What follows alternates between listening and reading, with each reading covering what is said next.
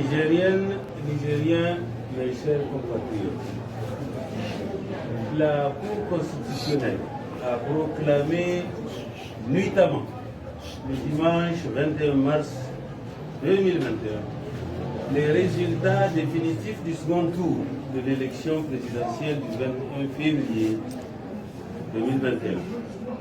En procédant ainsi, la Cour constitutionnelle s'est placée de fait au-dessus de la volonté populaire, violant ainsi les dispositions des lois et règlements, plus particulièrement de la Constitution, de laquelle elle tire sa légitimité et ses prérogatives. En effet, comment comprendre que la Cour constitutionnelle proclame les résultats définitifs d'une élection alors même que l'instruction de la requête soumise à elle n'est pas terminée? En effet, nous n'avons pas reçu notification pour le dépôt de nos observations sur la réplique des conclusions déposées par les conseils du candidat Bazoum Mohamed en violation flagrante des dispositions des articles 105 à 111 du Code électoral régissant cette procédure. En conséquence, nos réclamations n'ont pas été traitées en vertu de notre demande préalable d'avant dire droit, apposée au pied de la requête de notre réclamation adressée à la Cour constitutionnelle le 8 mars 2011. Le conseiller rapporteur qui doit instruire le dossier n'a pas mentionné les personnes, membres du bureau de vote et délégués des circonscriptions querellées, que nous avons souhaité qu'elles soient écoutées en application des dispositions de l'article 44 et suivant de la loi 2012-35 du 19 juin 2012 déterminant l'organisation, le fonctionnement et la procédure à suivre devant la Cour constitutionnelle. En sus de la violation de la procédure d'instruction, la Cour s'est précipitée pour expédier très rapidement le présent contentieux électoral avant le délai butoir du 26 mars 2011, toute chose qui constitue manifestement un déni de justice.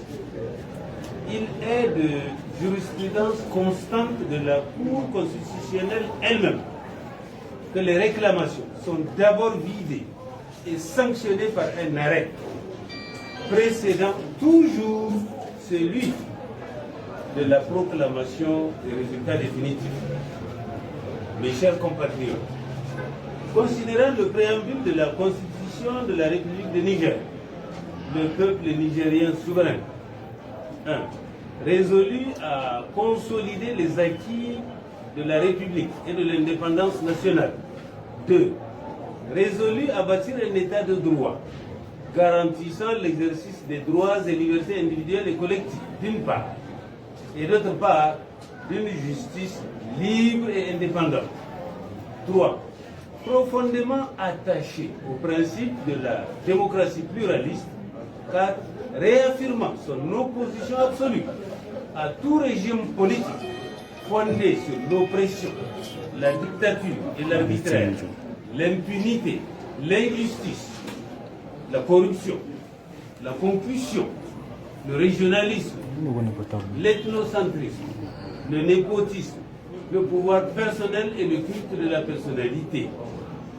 Et en vertu du choix librement exprimé sur ma modeste personne par ce même peuple comme président élu, nous ne pouvons pas accepter que notre victoire soit confisquée par une oligarchie dans le but de se maintenir au pouvoir coûte que coûte. Nigériennes, Nigériens, mes chers compatriotes, au regard de tout ce qui précède, notamment 1.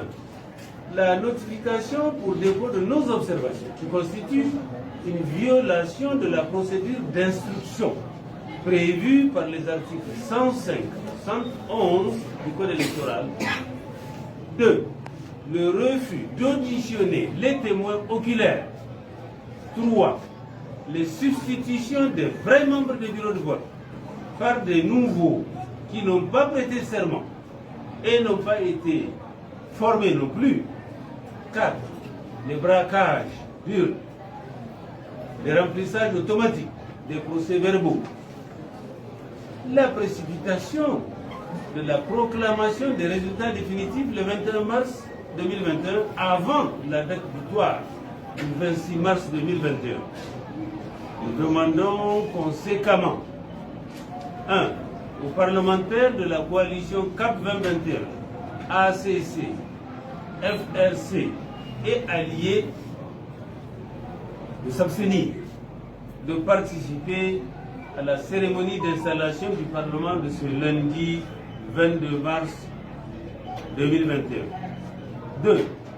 Au peuple nigérien souverain, sans délai, de se mobiliser comme un seul homme dans la fraternité et la cohésion nationale pour défendre sa souveraineté à travers une marche démocratique, pacifique, sur l'ensemble du territoire national et faire échec par tous les moyens de droit à cette tentative d'usurpation du pouvoir.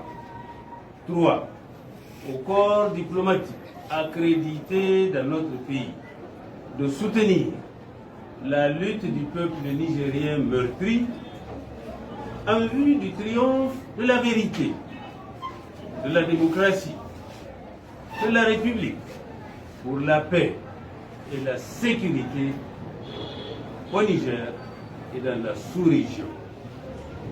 4.